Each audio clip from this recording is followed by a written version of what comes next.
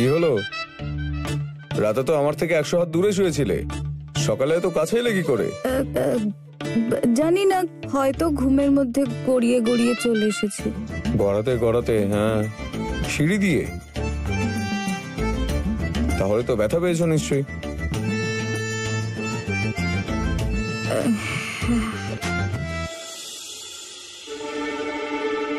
লজ্জা পেও না, বলে দাও। আমার এত কাছেই যখন শুতে চাইছিলে তখন রাতে তো নাটক করলে কেন?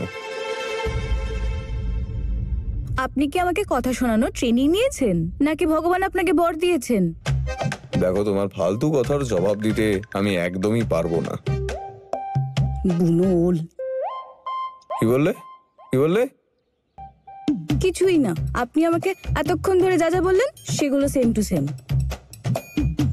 মনে হয় তুমি না এখনো পর্যন্ত বড় হওনি।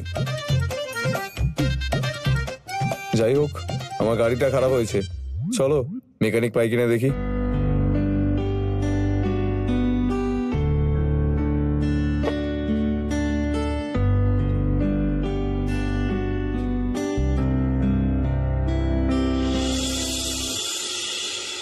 মা ঠাকুরুন, আপনার সারা মাসের ওষুধ আপনার সুটকেসে রেখে দিয়েছি, সময় মতো খেয়ে নেবেন। আর তাছাড়াও আমি আপনাকে ফোন করে মনে করিয়ে দেব। আরে তার কোনো দরকারই পড়বে না দিদি। মা ঠাকুরুন, আমি না আপনার ফোনে অ্যালার্ম লাগিয়ে দিয়েছি। যখনই ওষুধ খাওয়ার সময় হয়ে যাবে অ্যালার্ম জোরে জোরে বাজতে থাকবে আর আপনাকে মনে করিয়ে দেবে। আর হ্যাঁ, মনে করে ওষুধগুলো খাবেন কিন্তু, নয়তো ওখানে কিছু হলে আমরা তো এখানে চিন্তায় মরে যাব।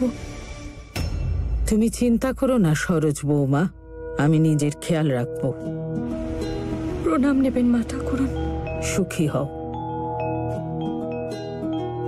সৌভাগ্যবতী হও। সরস্বতী বৌমা, নিজের খেয়াল রেখো। দীপিকা বৌমা, পরিবারের খেয়াল রেখো, আর তার সাথে সরস্বতী বৌমারও খেয়াল রেখো। হ্যাঁ মা ঠাকুরুন।